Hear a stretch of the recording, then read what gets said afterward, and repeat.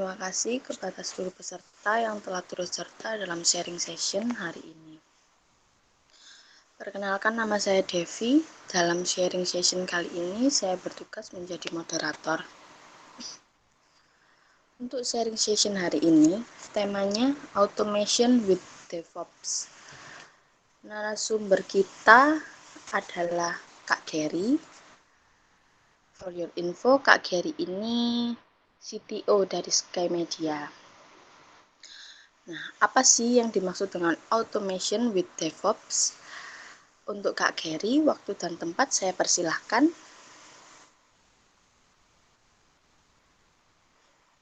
Oke, siap. Terima kasih, Pak Devi.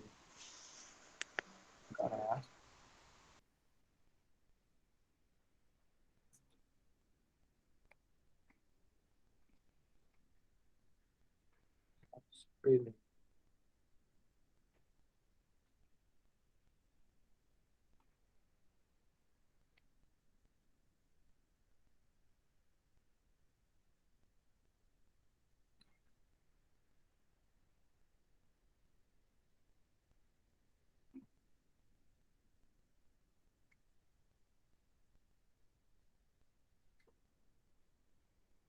Oke, kelihatan semua ya?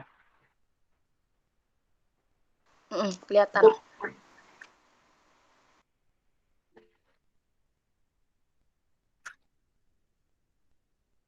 Nggak bisa.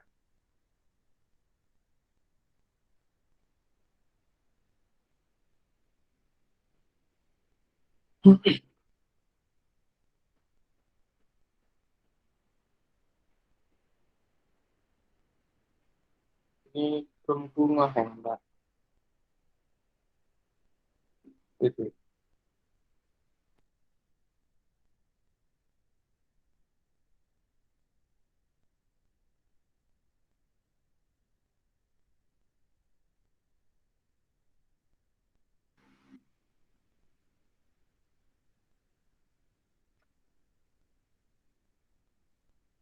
Oke, kita mulai. Udah kelihatan kan? Belum?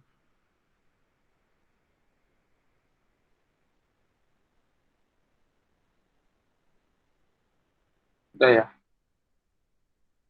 Sudah. Oke, kita mulai. Assalamualaikum warahmatullahi wabarakatuh. Selamat pagi semua.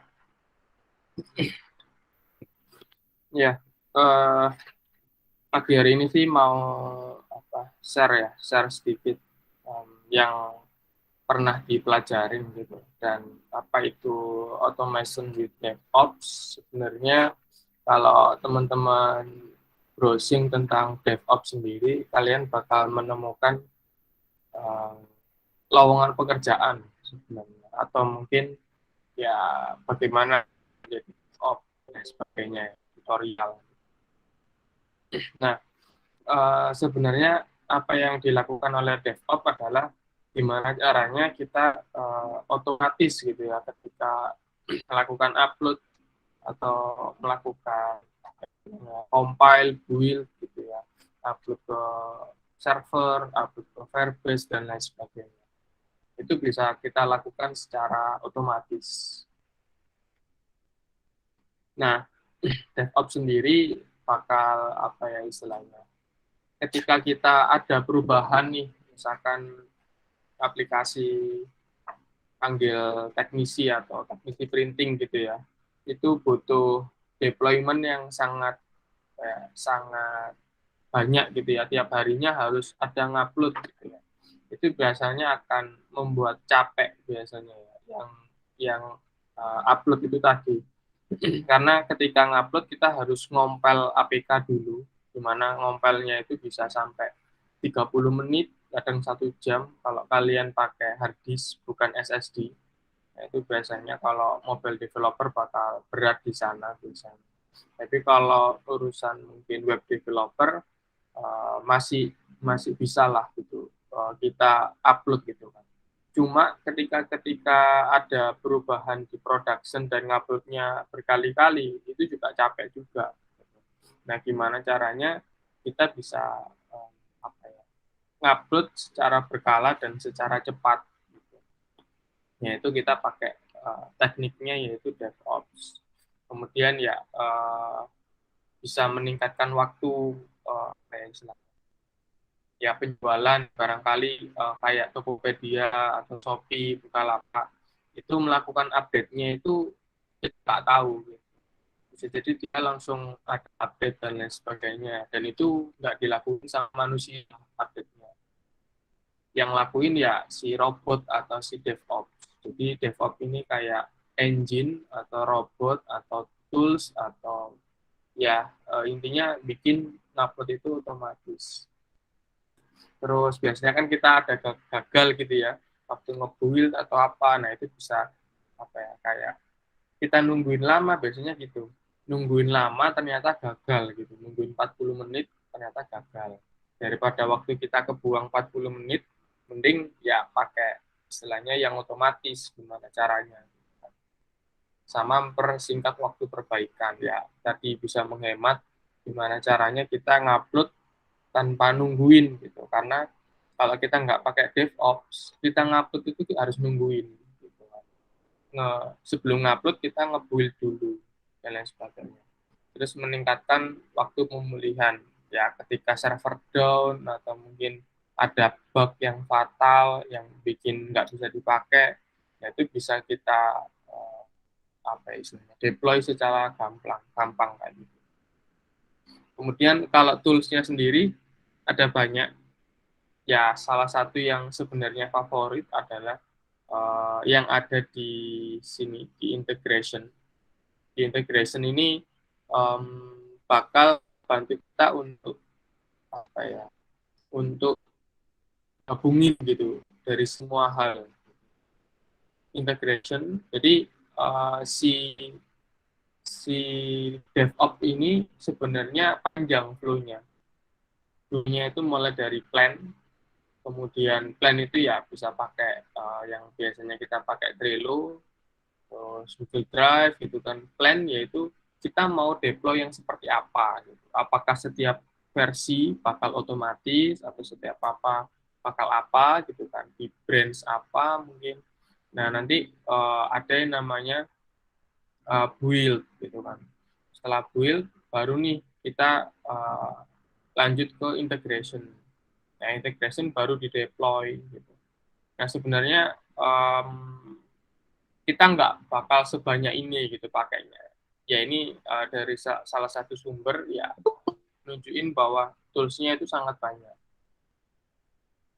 Jadi toolsnya sangat banyak dan opsi kita untuk belajar juga akan sangat banyak juga. Nah, tapi secara best practice adalah kita cukup pakai ini aja udah menurutku udah lengkap gitu. Ya, salah satunya kita bisa pakai GitLab auto deploy ke SSH server. Kemudian kita juga bisa pakai GitHub untuk auto deploy ke SSH server juga. Nah, itu untuk web ya, untuk yang butuh SSH server atau server. Jadi kalau untuk si mobile app itu selama ini pakai yang namanya CodeMagic. CodeMagic ini buat auto deploy si mobile app biar kita kayak nggak nungguin nih ngompel APK itu ditungguin gitu. Terus bakal otomatis ke-upload ke Firebase sama TestFlight. Bahkan dia bisa otomatis ngupload ke App Store sama Play Store. Jadi bakal mempersingkat kita gitu untuk membantu build gitu ya sampai ke upload. Jadi nggak pakai nungguin lagi. Jadi bakal ya sangat-sangat cepat gitu kan untuk kita mau deliver sesuatu. Ya, kenapa kita belajar sebenarnya sangat banyak ya di startup itu yang membutuhkan DevOps, karena DevOps itu ngurusin server biasanya, ngurusin server, ngurusin auto deployment, kemudian maintenance, jaga lilin gitu ya. Karena kalau servernya mati, semua bisnis mati. Jadi bakal sangat-sangat butuh orang yang memang fokus ke server ketika mungkin servernya udah banyak contoh nih, kalau misalkan di Sky Media, kapan nih kita butuh DevOps khusus gitu ya, spesialis. Ketika mungkin ada satu produk yang dia dijual ke banyak tempat. Misalkan nih, kayak ide yang di teknisi printing, kayak Printsoft, di mana untuk manajemen percetakan gitu ya. Nah, manajemen percetakan kan satu aja kliennya. Nah, itu ada banyak. Nah, ketika kita define satu usaha, satu server, nah berarti kan banyak tuh servernya, bisa 10, 20, tergantung kita punya klien berapa. Sama halnya kayak kita punya ide yang sekolahan, absensi sekolah gitu ya. Nah, itu kan kalau sekolahnya ada 100 dan kita define satu server satu sekolah, ya kita punya 100 server. Dimana kalau ngurusin satu orang, ya bakal capek. Gitu. Nah, kita harus nentuin tuh di awal untuk skema dari DevOps sendiri seperti apa. Mau auto deploy-nya aja atau mau sampai auto setup gitu dan lain sebagainya.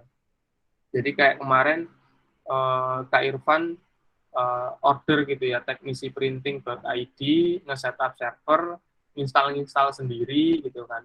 Nah, kalau misalkan kita banyak tahu tentang DevOps, kita bisa bakal nerapin kayak Docker dan lain sebagainya sehingga ketika di laptop itu aplikasinya udah jadi dan udah pakai Docker, itu bakal ketika taruh di server udah nggak usah install apapun, tinggal kayak install kayak diklik gitu ya, .exe-nya diklik udah langsung running kayak gitu. Seakan-akan sangat mudah dan cepat untuk setup server kayak gitu. Jadi banyak gitu hal yang bisa dipelajarin di DevOps. Ini aku coba masuk ke real ya. Itu kan kita masih bahas ya, teorinya ya. Mungkin dari sini ada yang ditanyain dulu dari teman-teman soal DevOps atau mungkin istilah-istilah aneh tadi. Silakan.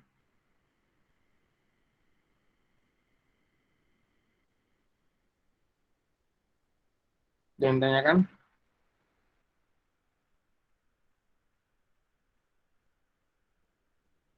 ada yang ditanyakan kalau nggak ada ini bisa jadi nggak paham atau memang udah pinter-pinter. Oh, ini Ya, ada Kak Irfan tanya, oke. Docker Jadi itu Docker apa, Kak? itu, Docker itu gini, ketika kita install Laravel gitu ya, misalkan install framework Laravel, itu kita harus install PHP dulu, install MySQL dulu. Nah, gimana caranya kita tanpa install itu langsung bisa gitu, ibaratnya gitu. Nah, ketika kita install di Laravel, kayak requirement-nya,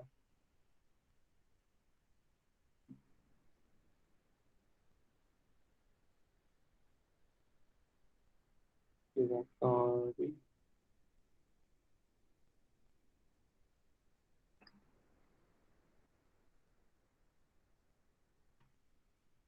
ini ya,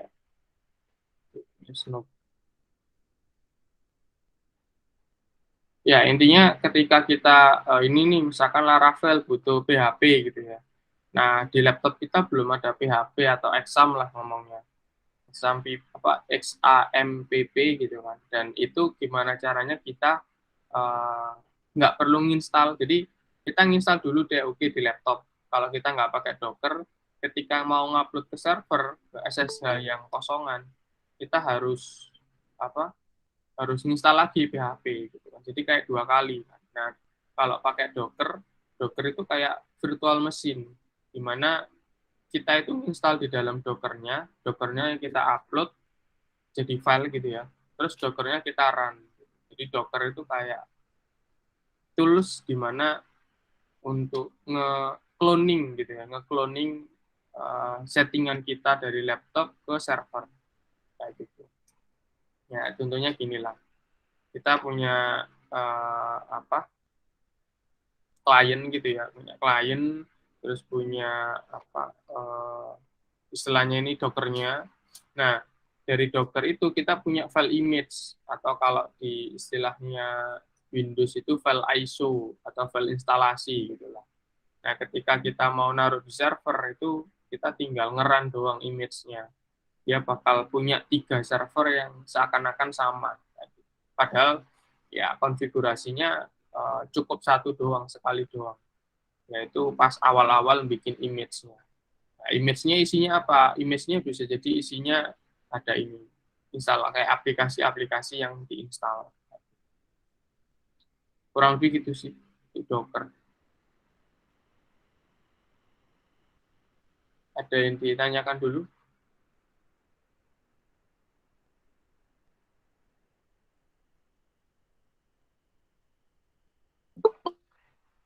Ada yang ditanyakan soal DevOps?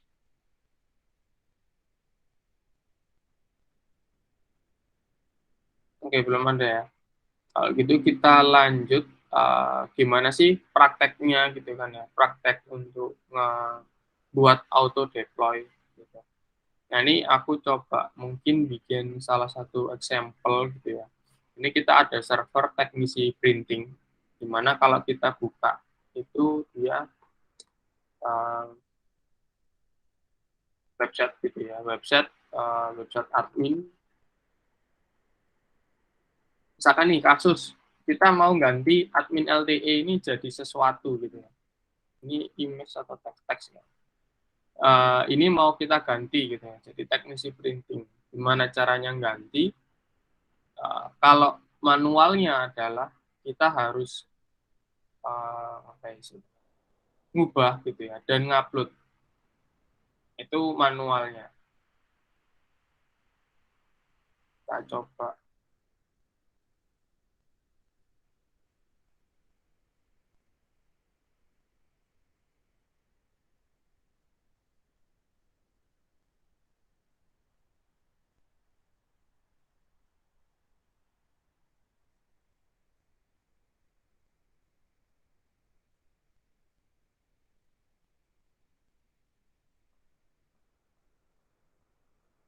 Akan nih panggil teknisi atau teknisi printing ya.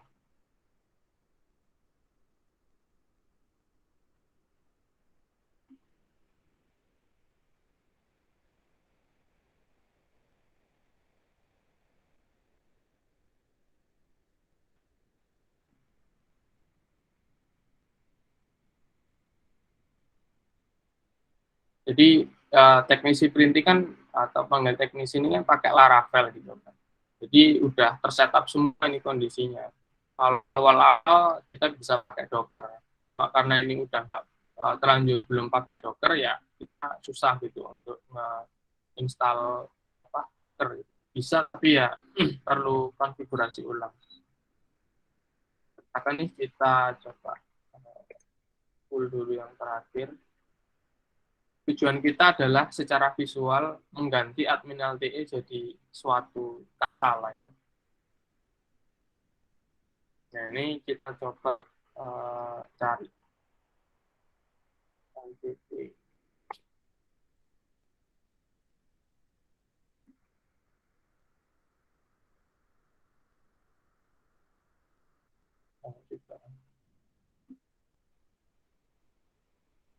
Nah, ini nih.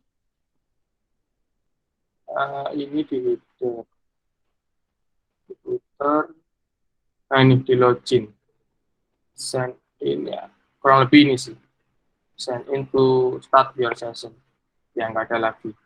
Jadi kita udah nemuin di mana letak filenya gitu ya, source code-nya.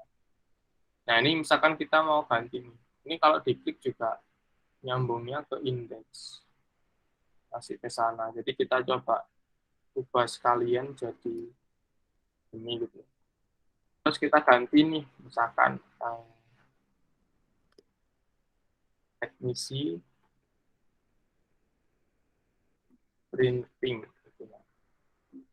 Nah, yang dilakukan seorang DevOps adalah dia sudah meng-setup ketika programmer itu ngupload, dia langsung ke-upload ke server otomatis. DevOps seperti itu. Tapi karena kita belum implementasi DevOps gitu ya, dan belum ada orang yang spesialis di sana, jadi kita akan melakukan seperti ini. Kita udah ngubah, Kemudian kita ngupload pakai Git. Nah, Git ini apa? Perlu ada kelas sendiri sebenarnya. Intinya kita ngupload ke Git, nanti servernya tinggal download. Gitu ya. Kayak itu ketukeran flash disk. Kita git commit, misalkan change name login. Nah, kita push. Nah, waktu di server, ini udah masuk server. Jadi servernya itu kita pakai SSH. DevOps harus tahu jalanin server, istilah-istilah itu harus seenggaknya tahu. Nah, ini kita masuk server, tanyain password. Oke, kita udah masuk dan kita masuk directory, kayak cd. Nah, kita udah masuk direktorinya var www html. Dan di sini storage apa istilahnya codingan yang sama dengan ini. Sama dengan istilahnya nyambung lah codingannya. Nah, gimana caranya kita yang tadi kan udah ngupload nih ya ke GitLab gitu. Nah, kita download sekarang. Jadi harus pakai sudo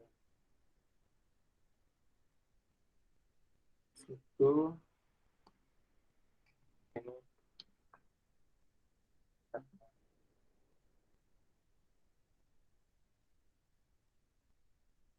Nah, kita udah nge-download gitu ya.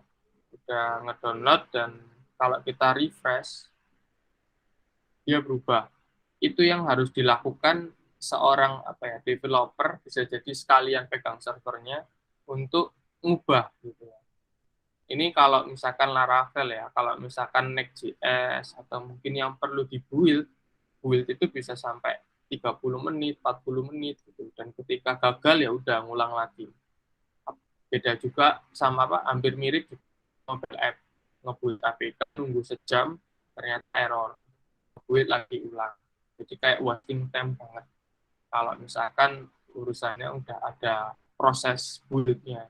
Karena ini server side, Laravel nggak ada build proses. Cukup kayak HTML lah, klien gitu. Nah, itu yang harus dilakukan. Nah, ketika kita mau melakukan otomatis, itu sangat bisa, cuma memang konfigurasinya nggak gampang. Nah, dari sisi GitLab, nah ini tadi panggil teknisi Laravel, kita naruhnya di sini. Seakan-akan ini kayak flash disk kita bersama. Jadi semua perubahan, nah ini kan tadi change name login app. Perubahannya apa? Kita langsung tahu, oh perubahannya ini. Nah itu yang dinamakan Git ya, Git repository namanya. Repository. Nah, itu untuk nyimpan source code semua kerjaan kita ada di sini. Dan kita tinggal nge-setup nih sekarang. Gimana caranya si GitLab ini nyambung dengan server. Jadi ketika ada perubahan di server, otomatis tinggal apa ya istilahnya, tinggal nge-push aja, tinggal ngupload aja di GitLab, otomatis ke-upload ke server. Nah, gitu kurang lebih.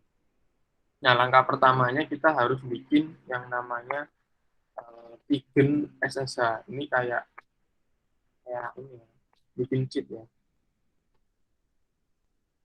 Jadi kita harus bikin Pigeonnya.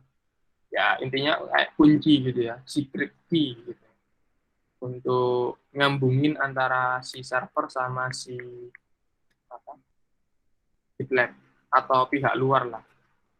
Nah ini misalkan ada di sini ya.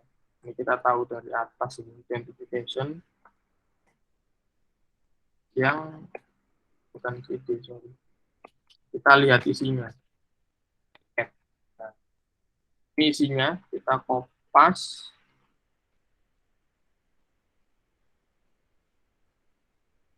Terus kita taruh di sini. Misalkan namanya definisi printing server, nggak ada expired.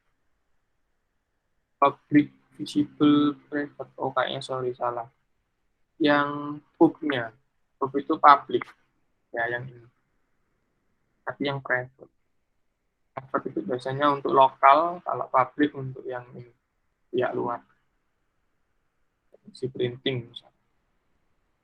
Oke, ini udah SSH-nya udah masuk GitLab. Jadi GitLab yang punya istilahnya yang berwenang atas repository tadi, source code tadi. Nah, setelah udah nyambung si SSH-nya, kita harus hubungin lagi untuk setup yang namanya CI/CD-nya. CI/CD itu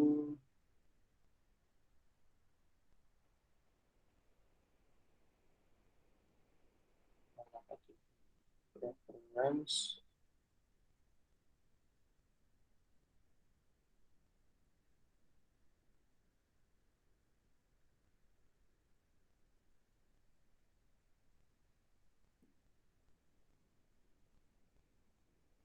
CI/CD. Oh, sorry. Ada di project-nya sih. Nah, ini misalkan kita masuk ke teknisi printing nih, terus kita ke setting. Nah, di setting ini ada CI/CD, setting dari project-nya ini. Jadi project-nya ini bakal kita sambungin. Nah, di sini ada yang namanya auto DevOps. Ini kalau kita pakai auto, cuma agak istilahnya rumit juga sebenarnya meskipun auto. Nah, kita sambungin ini. Nah, di sini ada namanya runner ya. Runner itu buat ngejalanin ketika ada sesuatu yang butuh diupdate, dia langsung jalanin. Nah, di sini kita tinggal nge-copy aja. Jadi dia punya komen gitu ya. Dimana komennya itu buat install. Ini aku tadi udah nyoba install. Tinggal registration token. Jadi tiap project itu punya tokennya. Jadi di sini kita copy paste. Nah, di sini kita ada token nih, registration token. Kita taruh di sini. Enter the GitLab instance, for example ya. Kita pakai ini, token kita ini, namanya teknisi printing, tagsnya nggak usah ya. Optional member nggak usah. Nah, kita daftarin nih server kita ke GitLab. Tadi igennya atau key-nya. Nah, ini baru fisiknya. Jadi masih alamat, ini baru fisiknya. Fisiknya kita daftarin biar dia kayak terhubung gitu. Dia masih registering. Registering sih sukses. Harusnya udah. Nah ini udah jalan gitu ya. New runner has not contacted yet. Jadi dia belum berinteraksi, jadi statusnya gini. Karena belum pernah berinteraksi, kita sekarang coba bikin dia berinteraksi. Nah, jadi kita udah bisa connect. Ini kita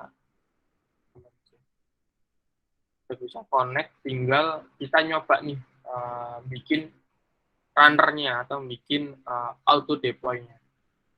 Ini dia kita runner instruction.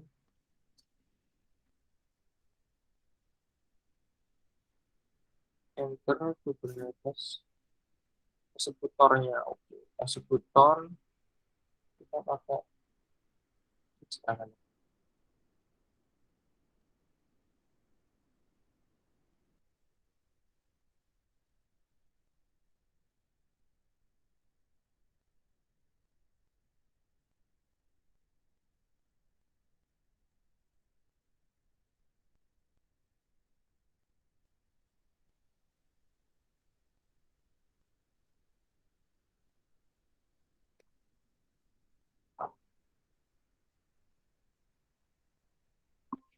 Lalu, sorry keputus ya internet.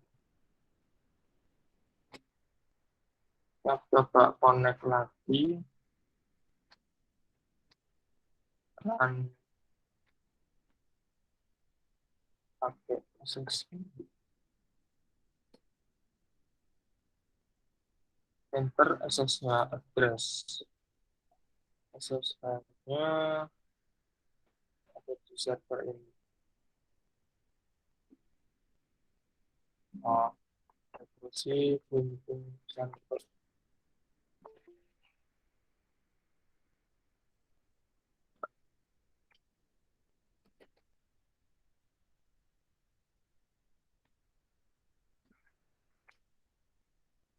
Asal user revolusi Buntung Server.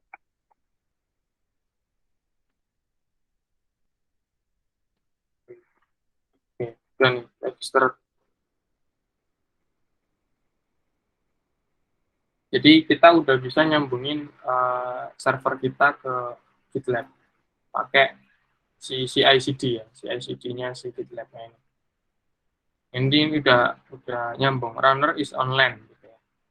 Ini kita hapus aja.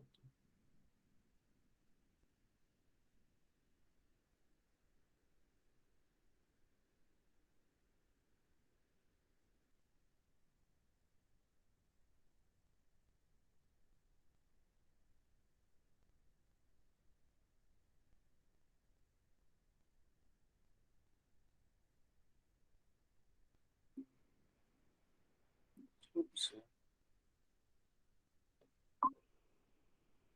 Halo, masih nyambung ya?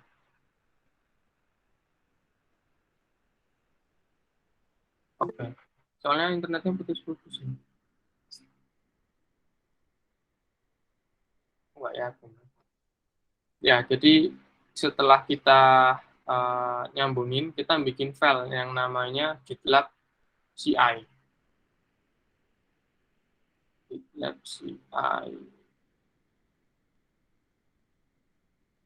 Nah, aku ada contohnya. Nah, ini GitLab CI buat jalanin si apa ya, si komen gitu ya.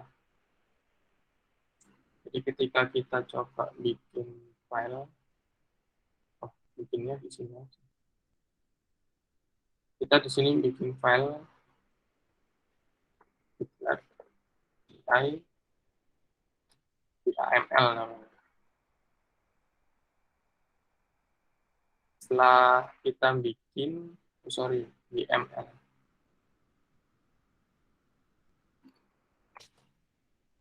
Ini ada logonya GitLab. Nah, setelah kita bikin, dia ini before script-nya connect ke server. Gitu. Jadi, si GitLab runner-nya ini connect ke server, dan dia itu punya SSH private key. Nah, ini kita harus daftarin SSH private key di uh,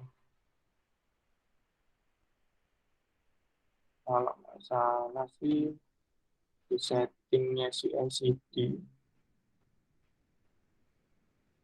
Nah, ini variabel. Ini ada variabel SSH private-nya ini. Tadi kan public. Sekarang kita daftarin SSH CICD dipanggil teknisi Laravel untuk variabelnya.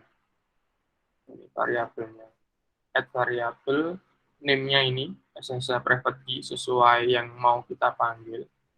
Terus kita ambil nih private key-nya dari tapi khusus sebenarnya.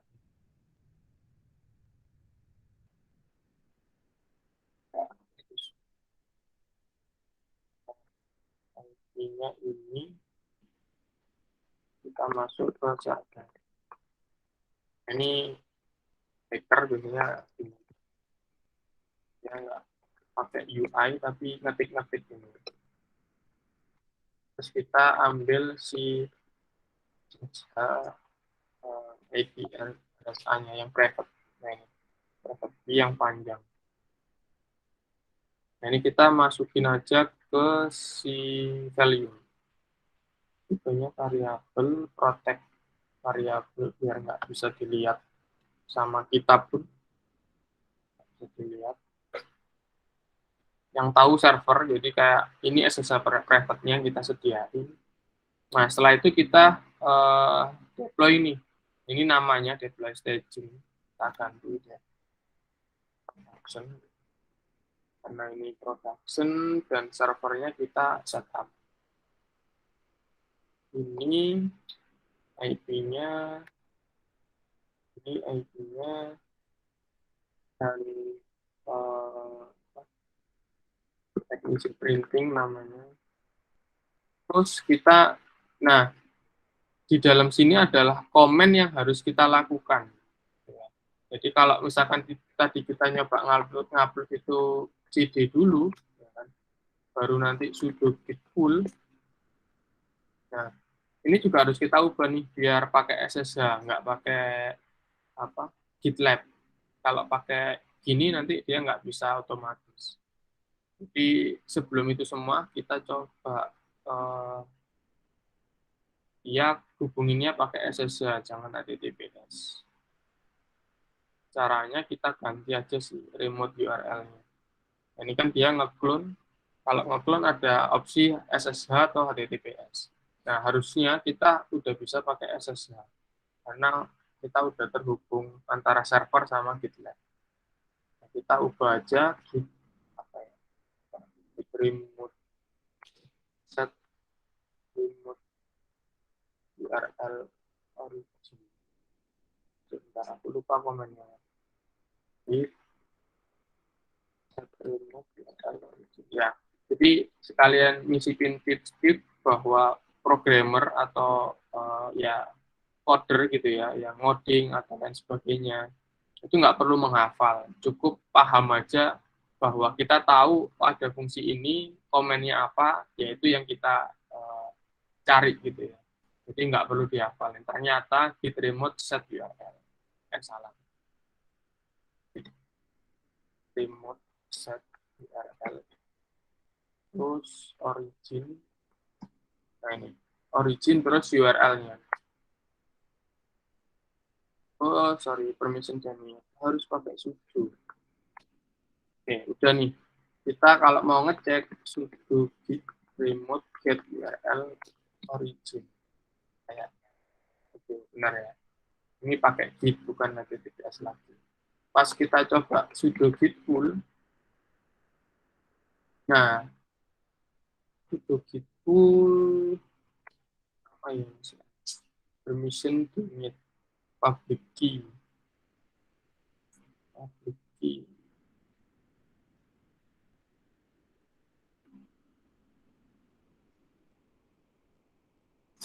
Kita coba cari masalahnya.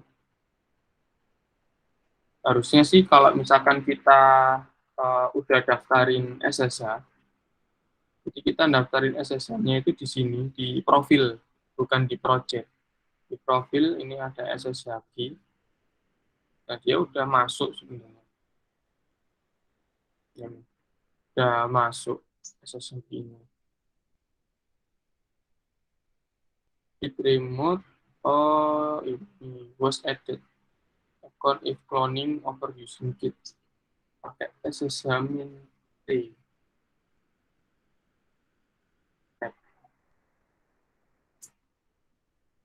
Kita coba.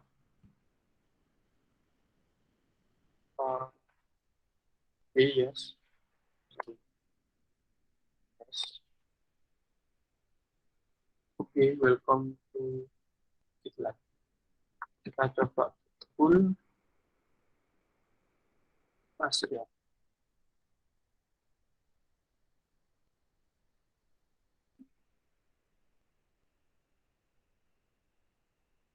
Git remote origin.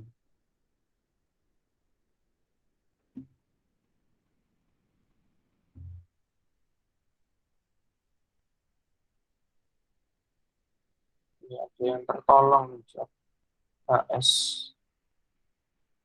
Orang the first try git config list.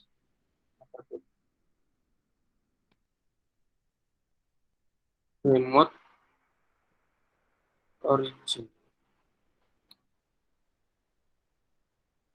Benar sih.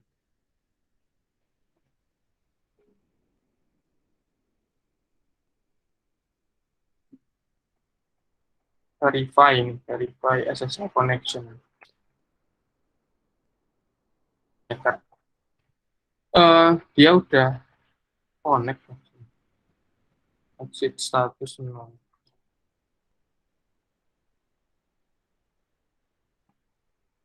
Ya, SSH is little complicated.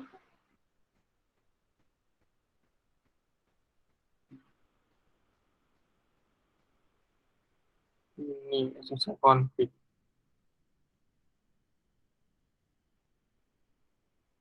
Uh,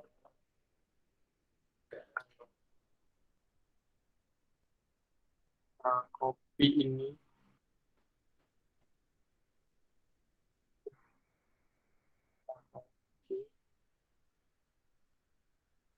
di RSA. Kita coba sudo full ya.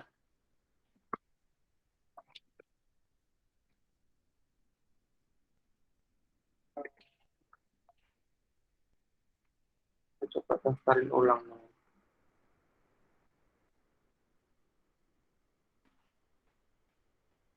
Kita hapus.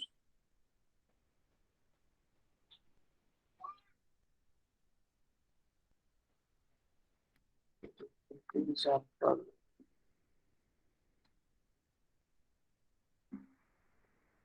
ya, harusnya dia sudah connect. Kita masuk ke folder projectnya.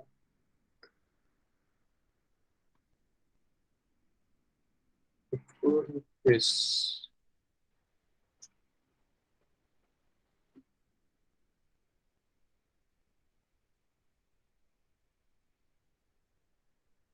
Ini kita tambahin Ubuntu VPS.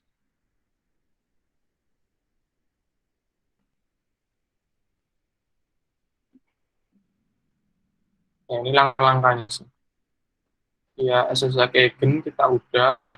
Terus nanti masukin ID RSA.book-nya ke SSH Bitlam. Udah. Terus SSH config pakai gini. Just run git repo without sudo.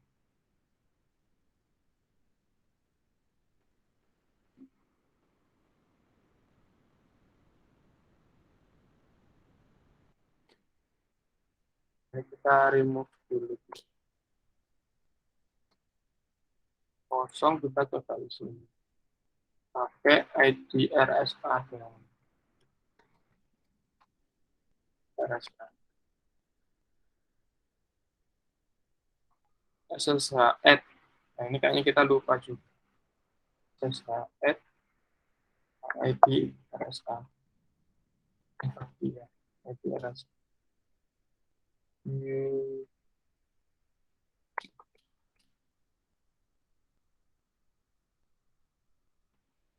but not open connection.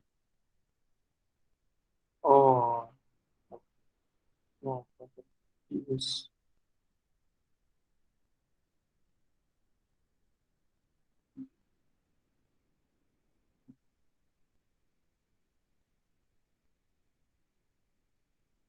Okay. Tapi sebetulnya itu fitur kita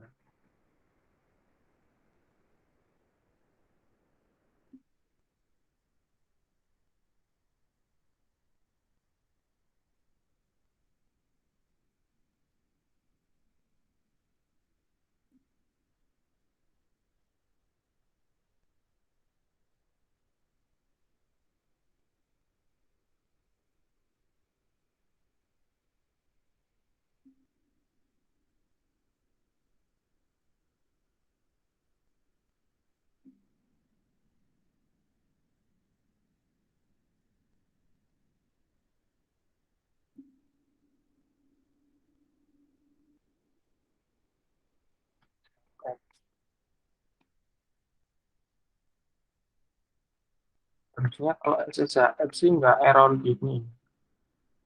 Kayaknya masalahnya di sini. SSH add.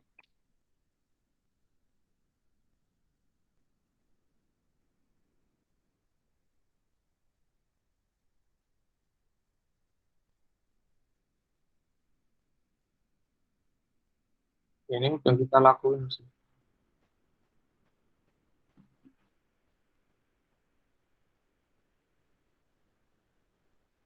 Finally.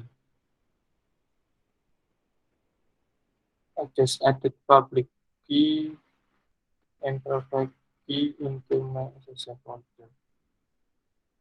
Ya, sudah.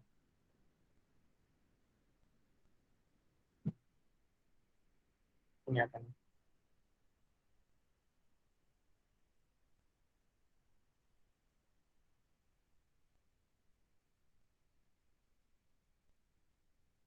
Oke, saya add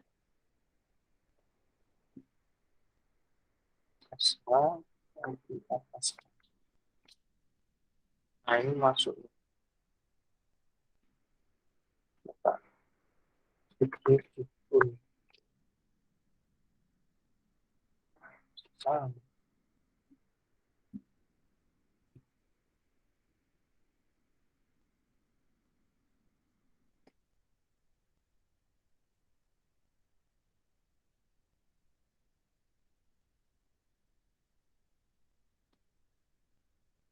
Bisa.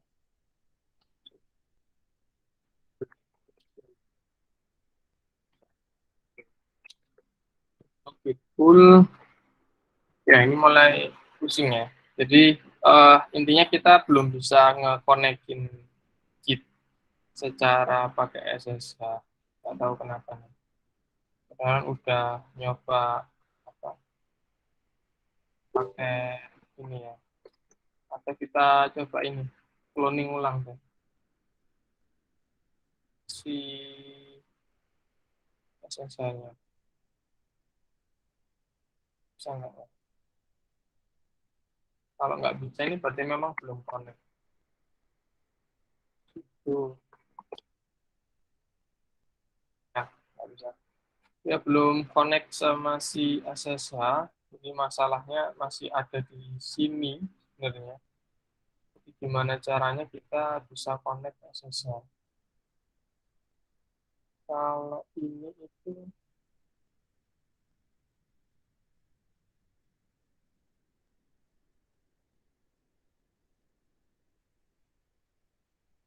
tidak.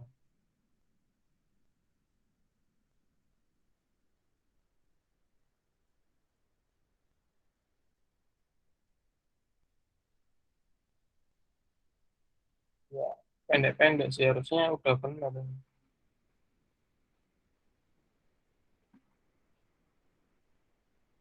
Ya, eh, karena kita juga terbatas waktu, aku coba jelasin secara ini. Jadi kita tadi kan udah coba tuh masih gagal ya. Tapi kita bisa eh, langsung gitu ya, langsung ke sini buat meskipun nanti akhirnya nggak bisa karena tadi masih terhalang dengan ini sudo git pull terhalang sama SSH git-nya ya. Sudo git pull. Nah ini harusnya ketika seperti ini aja kita harusnya udah bisa connect. Nah ini branch. Jadi setiap ini yang bakal jadi plan-nya si DevOps. Mau ngupload ketika apa gitu. Misalkan nguploadnya ketika di master. Jadi kalau selain di branch itu bakal nggak ke-upload. Jadi dia ke-uploadnya kalau ada update di master. Nah, ini kita coba in aja tes ICD ya. ICD itu continuous integration sama continuous deployment. Ya, intinya automation. Panjangan CI/CD. Ini kita udah bisa nih daftarin si GitLab CI-nya. Nah, nanti di CI/CD dia bakal kayak ngerunning gitu, ngerunning sesuatu yang ini. Dia ngerunning. Nah, ini yang dinamakan automation. Jadi ketika kita ada update, dia langsung ngupdate ke server. Tapi ini valid. Validnya karena bisa jadi karena tadi dia belum bisa connect ya. Tapi di sini kita bisa lihat. Nah, ini ada invalid format. Salah. Invalid format error loading.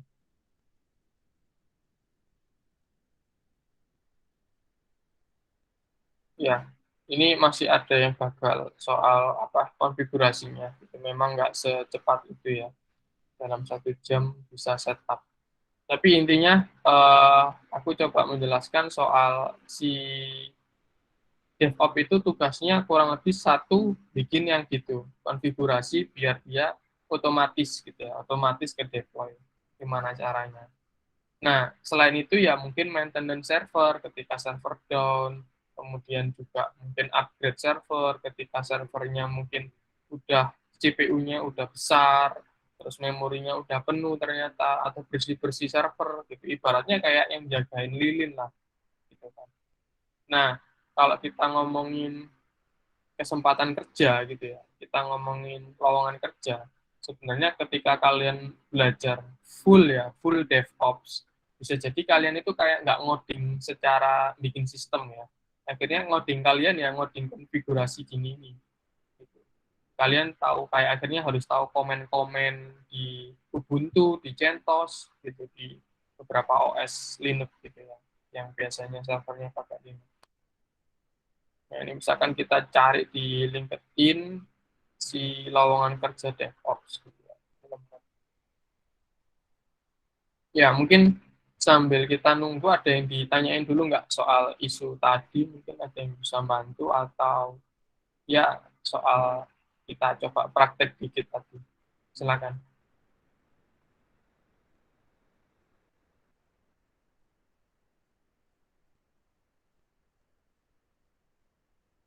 Ini ada yang tanya ya. Oke. Kak Cynthia nih. Jadi kalau penggunaan sistem DevOps ini mempermudah koordinasi tim, operasi, dan developer. Oke. Ya, kurang lebih seperti itu. Apa ada kelemahan yang perlu diperhatikan dari kedua tim saat kolaborasi? Yang pasti sih ini sih apa ya istilahnya komunikasi gitu ya. Karena ada yang terjadi belum siap di-upload ke production, tapi udah di-upload aja. Yang namanya otomatis kan ya nggak nunggu perintah gitu kan. Si developernya salah ngupload tempatnya atau salah define kondisi gitu. Akhirnya di production tiba-tiba error. Nah, itu yang sangat fatal sebenarnya. Yaitu kelemahannya adalah saking canggihnya dia, saking cepatnya deliver, dan saking nggak ada koreksi, nggak ada yang koreksi gitu bahwa ini berjalan nggak. Karena developer ke production server itu sangat berbahaya. Contohnya kayak tiba-tiba ada apa kayak Tokopedia gitu ya ngirimin tes notif itu nggak mungkin gitu ya. Kalau kemarin kan kita dapat dari Empire Fit gitu ya, ya itu mungkin aja karena masih berkembang. Tapi kalau udah ngomongin perusahaan yang besar, itu kayak nggak mungkin gitu. Karena mereka punya 3 server biasanya. Punya server dev, terus server staging, sama server production. Nah, dev itu dipakai sama si developernya gitu. Ketika apa integrasi, kita udah pernah nyoba nih Aerobic RMX. Nah, ini dev. Tapi kita juga punya server yang, nah ini kan dev. Kita juga punya server yang production. Kita cuma 2 aja nerapinnya. Nggak ada staging. Nah, staging itu apa nanti ada kelas sendiri sih harusnya memang panjang. Intinya kita butuh 2 server kalau mau nerapin deployment ini. Jadi ketika di deploy nih, di-upload ke dev, terus testernya ngetes nih. Ngetes, tim operasional atau tester, ngetes, oke, jalan. Nah, nanti si developer baru ngupload ke production. Jadi di sini tuh harus ada 2. Misalkan master ini production, nanti bikin lagi branch namanya development gitu. Jadi ada 2 harusnya. Contohnya kayak misalkan ini salah satu project ini branch-nya banyak karena yang ngerjain orang banyak. Ya, lemot juga. Jadi memang harus branch-nya harus terpisah biar ya komunikasi sih apa kayak koordinasi sama komunikasinya harus terjaga gitu. Itu sih mungkin Kak Sinti.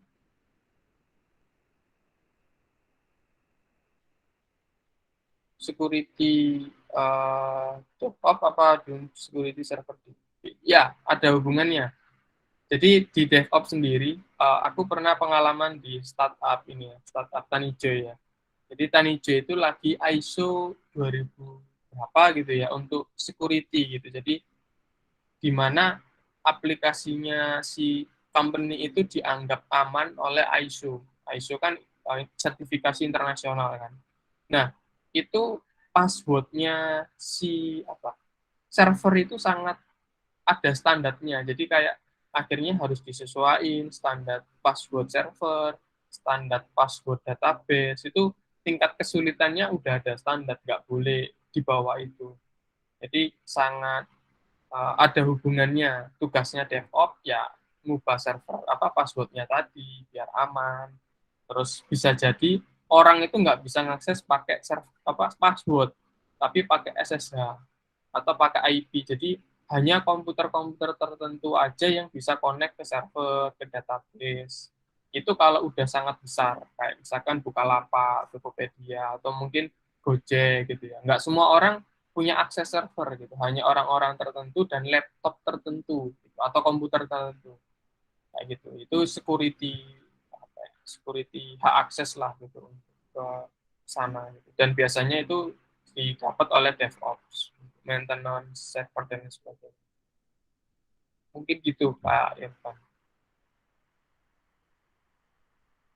Itu sih mungkin ini pada lemot semua, nggak bisa kebuka. Intinya kalau kalian cari di LinkedIn bagian job, cari aja DevOps, itu kalian bakal nemuin yang namanya ya lowongan kerja di startup-startup. Yang berarti ketika kalian bisa DevOps, ya sangat banyak orang yang butuh kalian. Kalau di Skymedia sendiri sebenarnya kita kayak masih belum sangat butuh gitu kan, karena kita belum maintenance server sebanyak itu. Ya jadi kita mungkin lebih ke server admin gitu ya, masihan belum kayak DevOps-nya. Nah, selain itu tambahan dikit sebelum kita tutup, ya hampir sejam.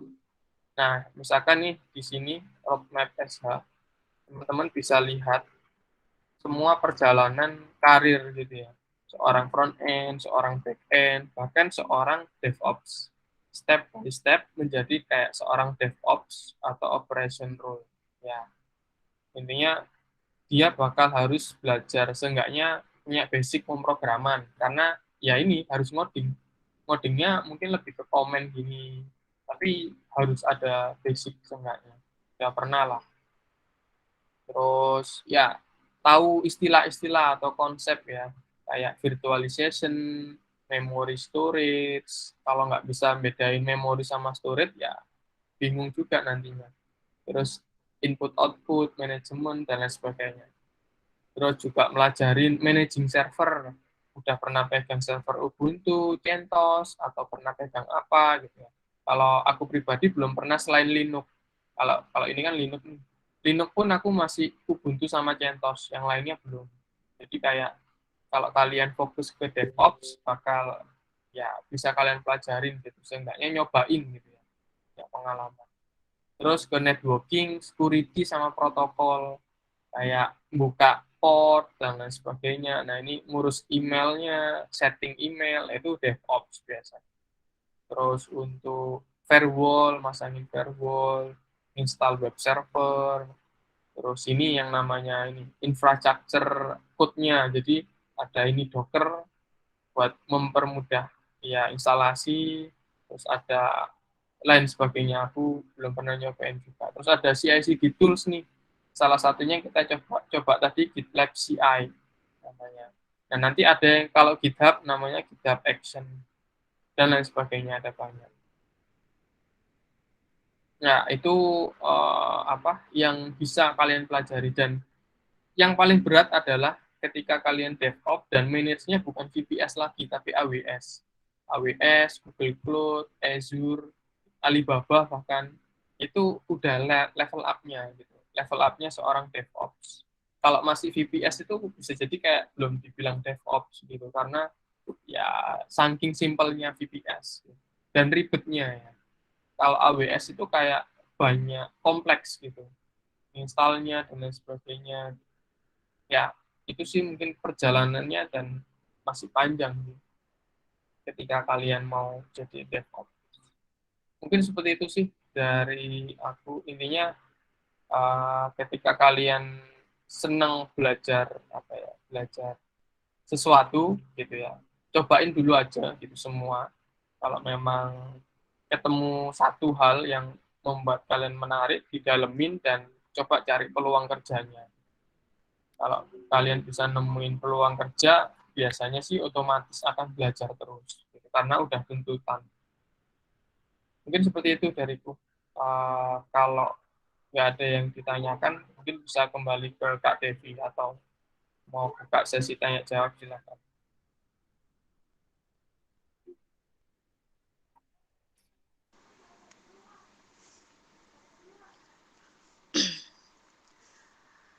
Wah, terima kasih Kak.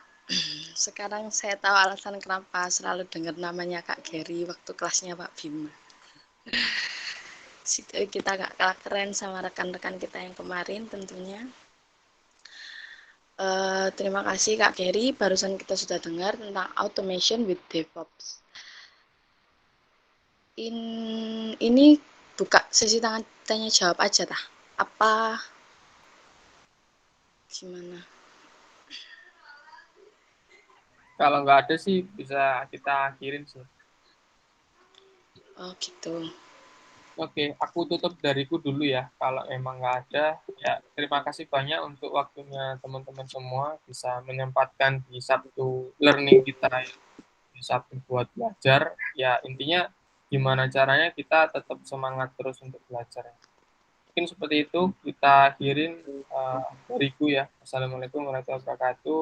Kembali ke Kak Dev. Waalaikumsalam warahmatullahi wabarakatuh. Uh, Terima kasih juga untuk seluruh partisipan dalam sharing session hari ini. Terima kasih juga kepada Kak Gary yang sudah berbagi ilmu tentang automation with DevOps. Semoga apa yang kita dapat hari ini bisa bermanfaat untuk kita semua. Akhir kata dari saya, mohon maaf apabila ada salah kata.